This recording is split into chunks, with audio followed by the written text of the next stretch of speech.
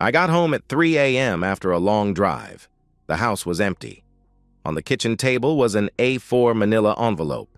Curious, I opened it and pulled out the contents. Flicking through the revealed sheath, I noted a 3-page handwritten letter, some legal papers, and a divorce application already signed by my wife. I read the letter. My dearest David, I feel a little bad using that term, but despite what I have done to you, but I think after 26 years of marriage, you will allow me that little indulgence. There is no easy way of telling you this, but I have left you. By the time you read this, I will have crossed the border and be out of your reach. I intend spending the rest of my life lying in luxury on a beach somewhere in the tropics. Yes, it was another man. His name is Michael, and in him I know I have found my true soulmate. If you could see us together and see how much in love we are, I am sure you would be happy for me. To give you some emotional finality, I can confirm that, yes, I have been having a relationship with him for the last 9 months. No, he isn't nearly as caring a partner as you, but our relationship is far more emotional than physical anyway. He holds some sort of control over me, and I just can't say no to him. It was he that talked me into taking the financial steps I have. Because I do still love you and you don't deserve what I have done, I thought it was the least I could do to tell you all the details. Firstly, I have refinanced the house fully and taken the $453,000 as cash which we have with us. After years of practice, the bank accepted my copy of your signature. To be fair, I have left you a signed power of attorney, so you can transfer the title from our joint names to yours solely. Secondly, I have taken the $790,000 out of all our bank accounts and kept that as well. I fought hard with Michael to allow you keep some of it, but he said no. I'm sorry, Dave. I just can't resist him. I also sold my Lexus, and am keeping the $45,000 from that. Of course, I also am taking all my jewelry with me. Thirdly, and most painfully, I have sold the 75% share of your company that Daddy left me in his will. You will still have your 25%, but on Monday, the new owners will no doubt tell you what the future will hold for you. I don't feel too bad about that, as I felt it was mine to sell. I know that you wanted to keep it as a nest egg for Jody, Ryan, and Pat, but Michael and I need the money. We had to sell it cheaply as it was a cash deal and a little shady. I never met the people that bought it, as I worked through an intermediary, so don't know what they're like. Believe me when I say I truly hope they keep you on as manager and Ryan keeps his job there. The $5.8 million that deal netted me we also have with us. Don't feel this is all one-sided. Michael also refinanced his house, using a similar ruse to me, and cleaned out his bank accounts. He also took all his wife's jewelry, which I thought was a bit mean. His share is way less than mine, but it still amounts to over $1.2 million. The one concession to decency I made him do was leaving his wife a power of attorney as well as blank signed divorce papers. I feel a little sorry for her, but as I never met her, I'll live. While I'm on that subject, please find attached a blank divorce application. It already has my witnessed signature on it. I don't want you to hold out hope that I will be back. I'll be living my happily ever after without you. It seems unfair for you to have to wait 12 months to divorce me for abandonment. I would expect you to file immediately and keep all our assets for yourself. The 25% of the company should see you to a decent retirement, I hope. Please give my best to the children, and if you can find it in your heart, defend what I have done. I know they never really forgave me for having that affair 5 years ago, but it will still hurt never seeing them again. When I am settled, I will send my friend Cindy an address where you can mail letters. I trust her never to reveal it to you. She hasn't liked you since you turned her down when she came on to you that time. Again, if you can find it in your heart, I would love to get photos of any grandkids we end up with. After the 7-year statute of limitations has passed, I may even pop back and see them. I will understand if you don't want to see me. Well, I won't go on any longer. You may notice the bottom of this page is wrinkled. That is from my tears. You don't deserve this, and I am truly sorry for being so weak. The only thing that is getting me through this is the thought of spending the rest of my days on a beach in the arms of my one true love. Goodbye, my dear David. I will always remember you fondly as a wonderful husband, father, and provider. I'm just sorry I couldn't match your love and loyalty. Kate. I had just finished reading, with a small tear in my eye for the lost 26 years, when the front door opened and Lisa came in. She looked as tired as me. She smiled as she came over, gave me a gentle peck on the cheek, and sat down across the table from me. You're back quickly. Did you get a letter as well, Liz? No, Dave, just divorce papers and a power of attorney, the coward. Awfully decent of him. Well, you can thank Kate for that. It was her idea, apparently.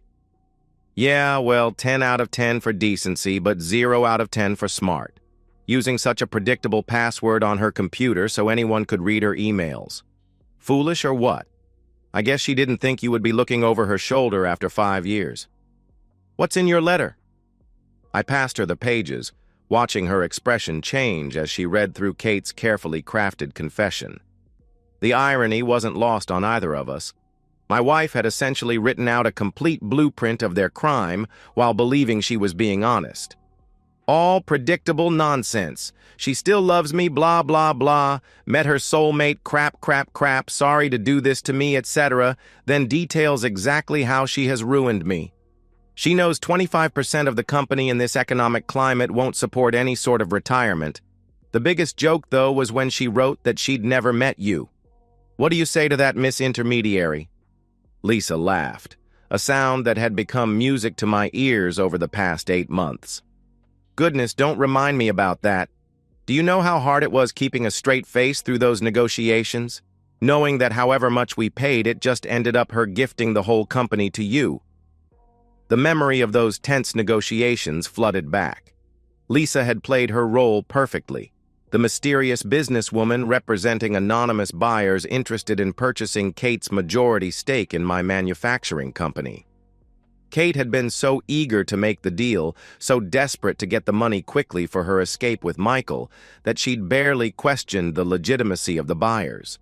She'd accepted the first offer, never knowing she was essentially selling my company back to me at a fraction of its worth. I know, Liz. I am so proud of you. That reminds me. Did you put the deadbolt on the garage door?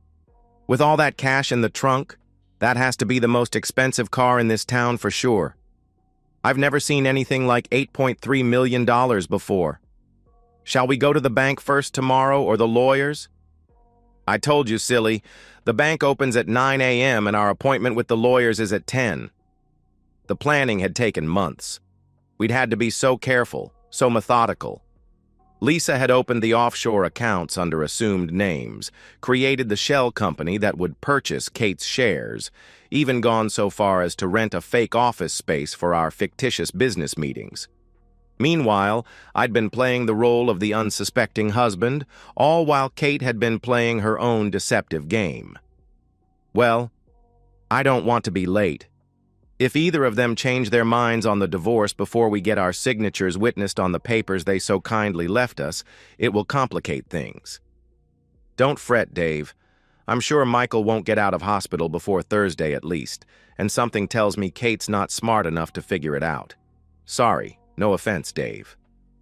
Don't worry about it, Liz. I always knew she was out of my league physically, but I left her behind intellectually. That had been the painful truth of our marriage. Kate had always been the beauty, the one who turned heads when we walked into a room. But she'd never been particularly sharp, something that had become increasingly apparent as the years went on.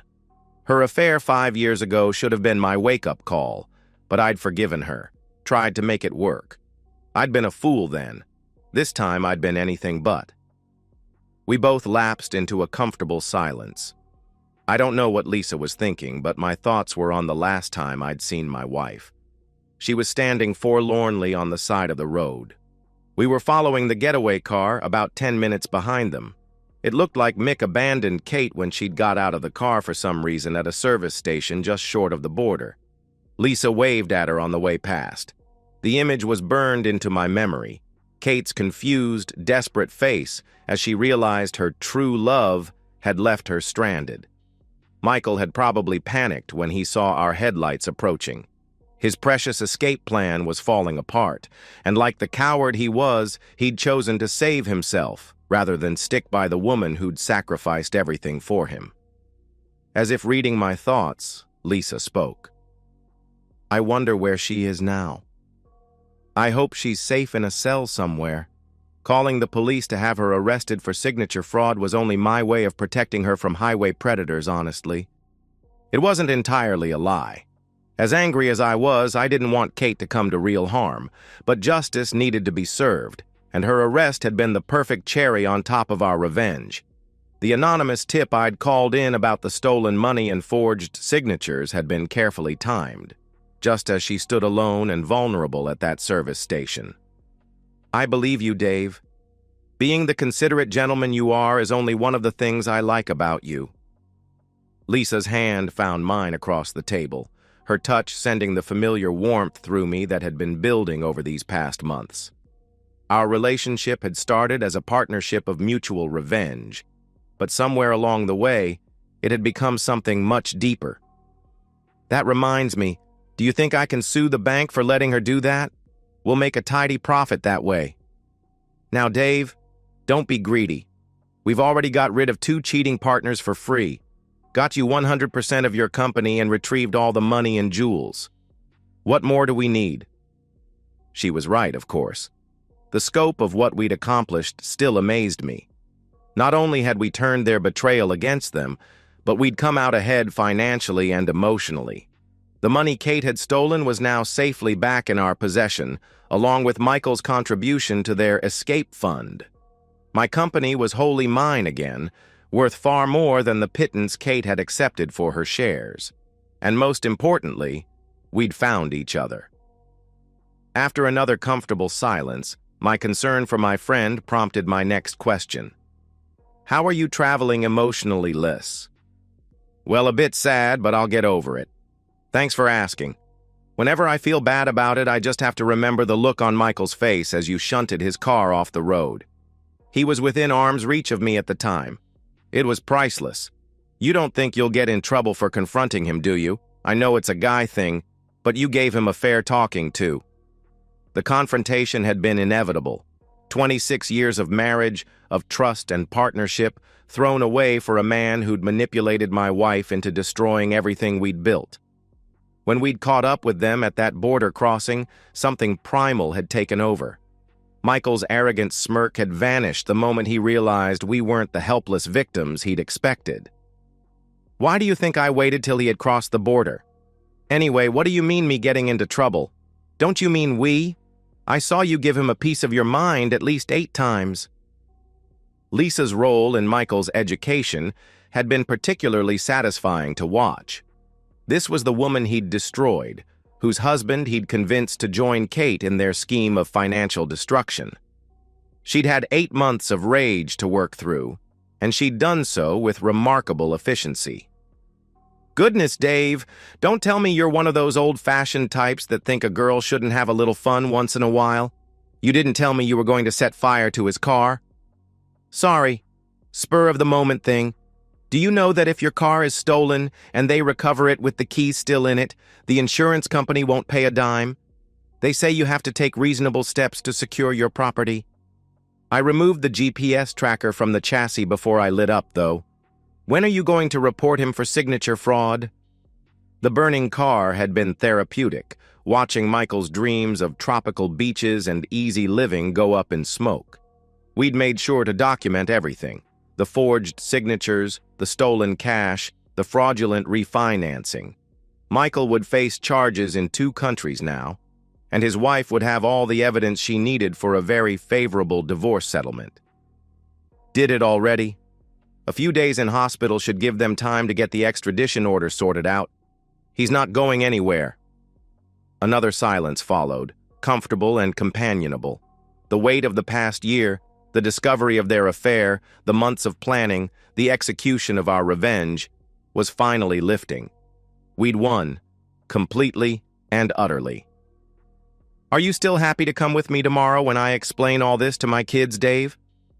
Lisa's children deserved to know the truth about their father's betrayal and their mother's strength. It wouldn't be easy, but they needed to understand why their family had fallen apart and how their mother had fought back. Of course, Lisa, I wouldn't dream of letting you do that on your own. What are friends for? The word friends felt inadequate now, but we were taking things slowly. Both of us had been burned badly by our spouses' betrayals. Trust would take time to rebuild, even between us. We both pondered our own thoughts for a few more minutes. The house felt different now.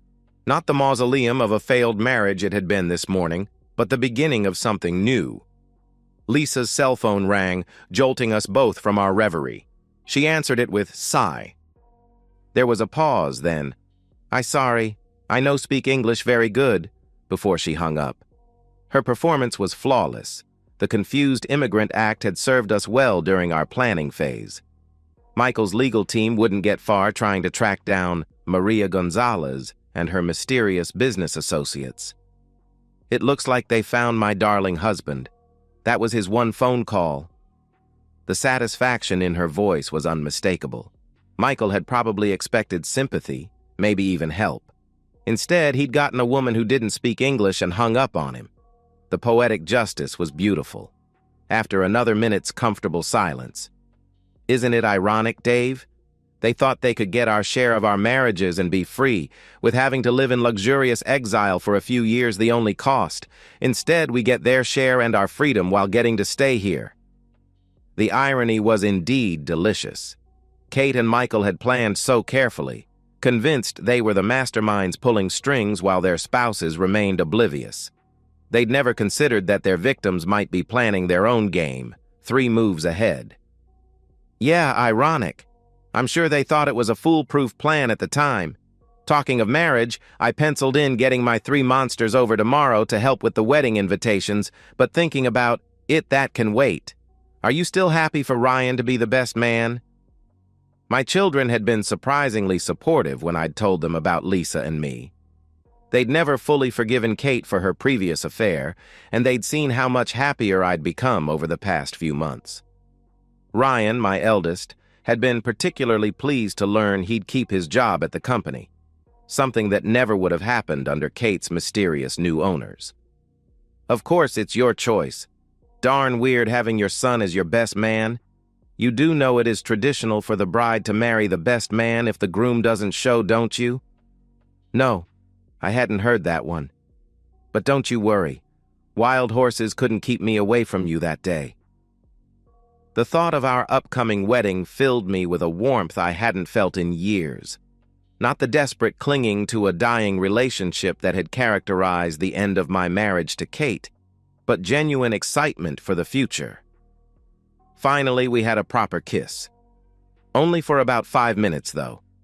We broke, and I looked into the eyes that I fell in love with 8 months ago. 8 months since that first meeting at the coffee shop, when 2 betrayed spouses had found solace in each other's company. 8 months of planning, scheming, and falling in love despite ourselves. So, sweetie, now we have 2 signatures on divorce applications. Can we retire upstairs and finally celebrate our love? You know I'm really tempted, Dave, love. But why don't we wait till we're not so tired? That way we can make it really special. I will agree to one of your famous all-night snuggles, though. Her restraint was one of the things I loved about Lisa. We'd been through so much together, but she insisted on doing things properly. No rushing, no decisions made in the heat of revenge or victory. Everything deliberate and meaningful. What do you mean? All night we have to be at the bank in 5 hours. All the more reason to get some rest then, you silly romantic.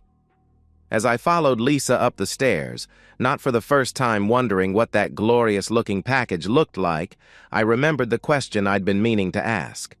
The future stretched ahead of us, bright with possibilities that had seemed impossible just this morning. Have you decided where you would like to go on our honeymoon yet, Lise? How about we go and laze on some tropical beach for a while? It's funny you should say that, Lisa. The laughter that followed was rich and genuine, Kate and Michael's dream vacation would become ours instead. Their money, their freedom, their happy ending, all of it now belonged to the people they'd tried to destroy. Tomorrow, we'd start the legal process of making it official, but tonight we could simply enjoy the sweet taste of perfect revenge. As we reached the top of the stairs, Lisa turned back to me with a smile that made my heart skip. "You know what the best part is, Dave?" "What's that, sweetheart?" "They'll spend years wondering how we did it, how two supposedly naive spouses managed to outplay them so completely." She was right. The beauty of our revenge lay not just in its success, but in its elegance. We'd use their own weapons against them: deception, manipulation, betrayal, but with surgical precision rather than their clumsy greed. They'd never see it coming because they'd never given us credit for being smart enough to see it through. "Let them wonder," I said, pulling her close. "We have better things to think about now." And we did. The past was settled, paid in full with interest. The future belonged to us. And so, we've reached the end of today's story.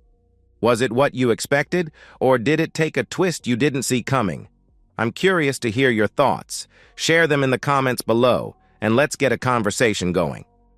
If this story kept you hooked, make sure to hit that like button. And if you're new here or just haven't subscribed yet, now's the perfect time to join our community. I bring you fresh, captivating stories every day, so click that subscribe button and turn on notifications so you never miss out. Thanks for watching, and I'll see you in the next one.